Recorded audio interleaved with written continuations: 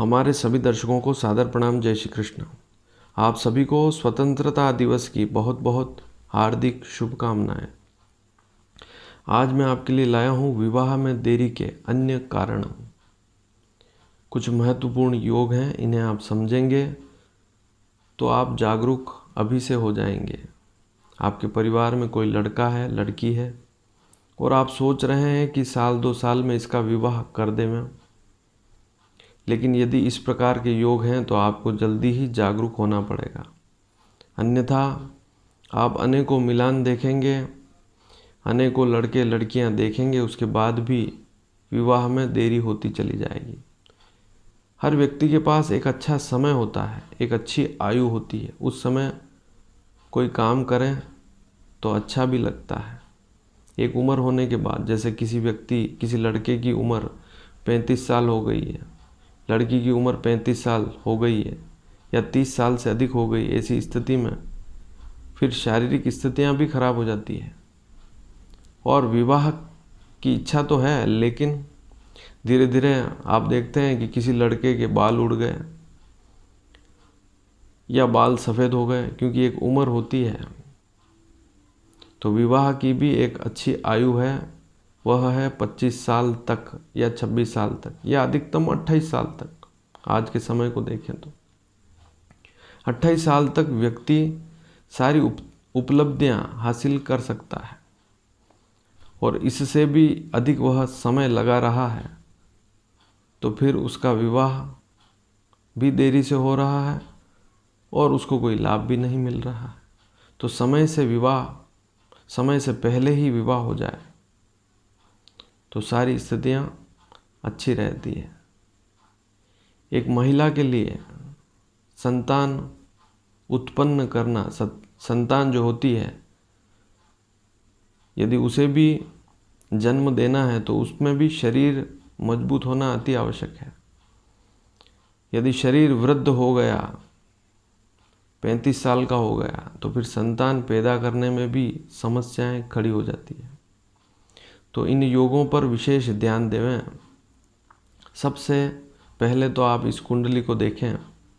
इस कुंडली में सभी भावों के नाम लिखे हुए हैं, लेकिन आपको यहाँ पर पंचम भाव, छठे भाव, 7वां भाव, 8वां भाव, 12वां भाव, इन भावों को आप देख लेवें, समझ लेवें किस भाव को पंचम भाव कहते हैं, किस भाव को छठा भाव कहते हैं, किस भाव को सप्तम भाव या 7वां भाव कहते हैं, किस भाव को 8वां भाव कहते हैं, किस भाव को 12वां भाव कहते हैं। इन्हें आप समझ लेवें और विशेषकर सप्तम भाव को तो देखना ही है। एक लड़के के लिए उसकी पत्नी का भाव सप्तम भाव, एक लड़की के लिए उसके पति का भाव भी सप्तम भाव ही होता है। सप्तम भाव से सारी स्थितियां देखते हैं। अब सबसे पहले वाले योग को समझें। यदि किसी कुंडली में लड़का हो चाहे लड़की, दोनों के लिए बात हो रही है, और कुंडली कौन सी? जन्म कुंडली। नवमांश कुंडली या अन्य कुंडली नहीं देखनी है, केवल जन्म कुंडली देखनी है। चंद्र कुंडली भी नहीं देखनी है। तो किसी भी जन्म कुंडली में, चाहे लड़का हो लड़की हो, सप्तम भाव में शुक्र बुध साथ में बैठे हों, 7वां भाव जो है वहाँ पर शुक्र भी है, बुध भी है, दोनों साथ में बैठे हों, ऐसी स्थिति में आप रिश्ते तो बहुत देखेंगे, लेकिन विवाह समय पर नहीं हो पाएगा। और शुक्र बुध सप्तम में है तो आपका लड़का है लड़की, उससे भी अवश्य पूछ लें कि उसे कोई लड़का या लड़की पसंद तो नहीं, क्योंकि बहुत सी बार पसंद वाली स्थितियां भी बनती हैं। ऐसी स्थिति में आप तो उनके लिए रिश्ते ढूंढते रहते हैं, लेकिन उनका मस्तिष्क कहीं और रहता है। तो ऐसी स्थिति को भी समझ लेवें।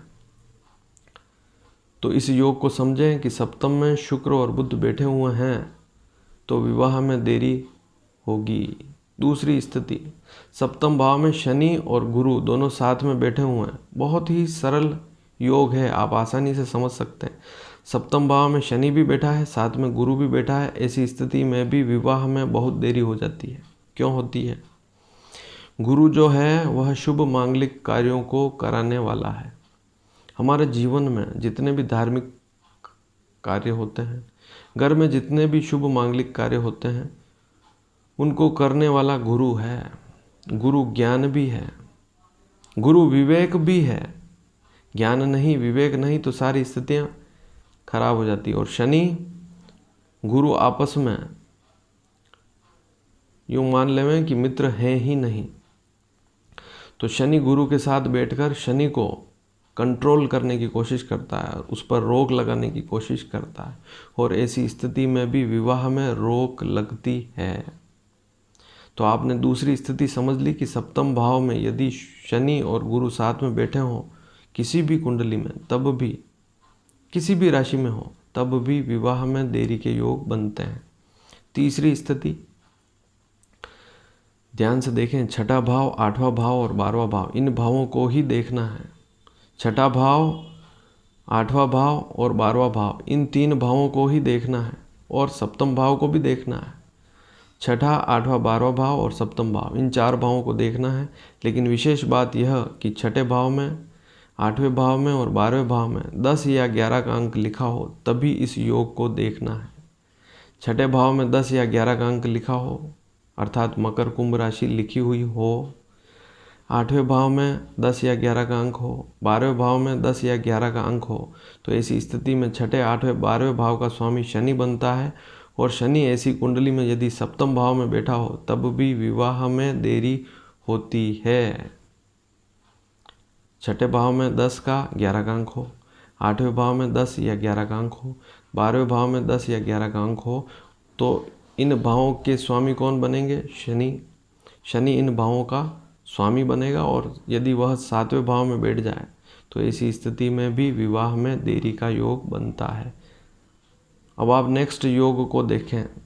सप्तम भाव में अकेला शुक्र बैठा हो, ध्यान से सुन ले मैं, सप्तम भाव में अकेला शुक्र बैठा हो और सप्तम भाव में 2, 5, 8 और 11 स्थिर राशियां हो, तब भी विवाह में देरी के योग बनते हैं।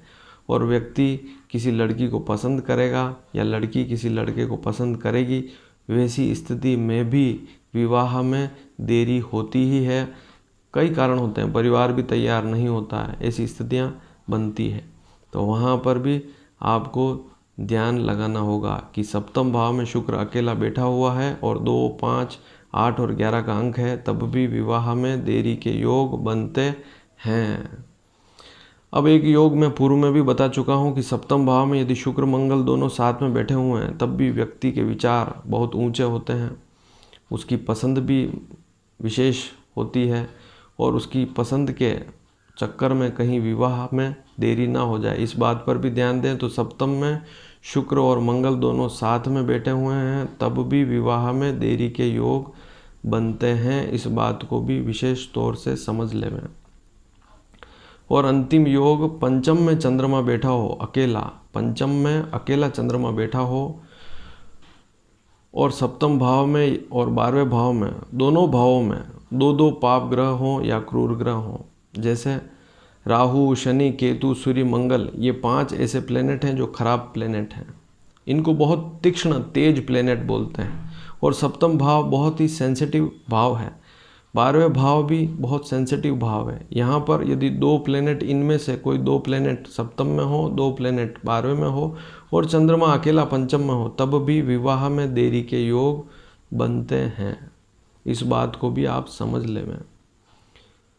तो आज आपने 6 योग समझे हैं। सप्तम में शुक्र और बुध हो, सप्तम में शनि और गुरु हो, सप्तम भाव में शुक्र मंगल हो, सप्तम भाव में शुक्र अकेला हो 2, 5, 8 और 11 नंबर अंक पर, और सप्तम भाव में शनि हो, लेकिन शनि छठे, 8वें, 12वें का स्वामी होकर यदि सप्तम बैठा हो तब भी ऐसी स्थिति बनती है। चंद्रमा पंचम में हो अकेला और सप्तम और 12वें भाव में 2-2 पाप ग्रह बैठे हों, क्रूर पाप या क्रूर ग्रह, तब भी ऐसा योग बनता है कि विवाह में देरी होती है। यदि ऐसे योग बन रहे हैं आपके परिवार में किसी बच्चे की कुंडली में या लड़की की कुंडली में, तो अभी से जागरूक हो जाएं, नहीं तो फिर बाद में आपको अनेकों टोटके करने के बाद भी, अनेकों उपाय करने के बाद भी हो सकता है उतनी सफलता ना मिले। तो समय पर जागरूक होंगे तो आपको शुभ फल मिलेंगे। अब मान लीजिए आम का सीजन है, उसी समय आम खाएं तो अच्छा लगता है, वैसे आम उसी समय मिलेगा, और आप यदि नवंबर दिसंबर में ढूंढने जाओगे आम को तो नहीं मिलेगा। तो हर काम की उम्र होती है, किसी भी कार्य को करने का समय होता है।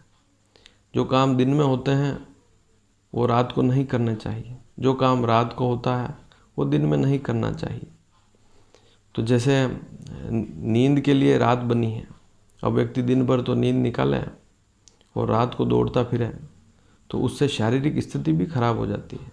बहुत सी बार देखा है कि व्यक्ति रात को काम करता है तो उसकी शारीरिक स्थिति उतनी अच्छी नहीं होती। प्रकृति में जो नियम बने हैं या प्रकृति ने जो नियम बनाए हैं उसी के अनुसार चलना पड़ता है। पशु पक्षी भी देखें आप, सुबह होते ही उठ जाते हैं बहुत जल्दी और शाम होने वाली हो और अपने घर पर लौट जाते हैं। लेकिन मनुष्य कोई ठिकाना नहीं है। जो काम रात को नहीं करना है देर रात्रि तक जगते हैं और फिर सारी स्थितियाँ खराब हो जाती है, मानसिकता खराब हो जाती है। तो इस बात पर विशेष ध्यान देवें। हर एक कार्य के लिए उसका समय होता है। अच्छे समय पर और जल्दी हम विवाह की तरफ बढ़ेंगे तो ठीक रहेगा। और यदि हम 28-29 के बाद भी देरी करते जाएंगे तो फिर समस्याएं बढ़ती रहेगी। तो इस पर विशेष ध्यान देवें। धन्यवाद। जय श्री कृष्ण।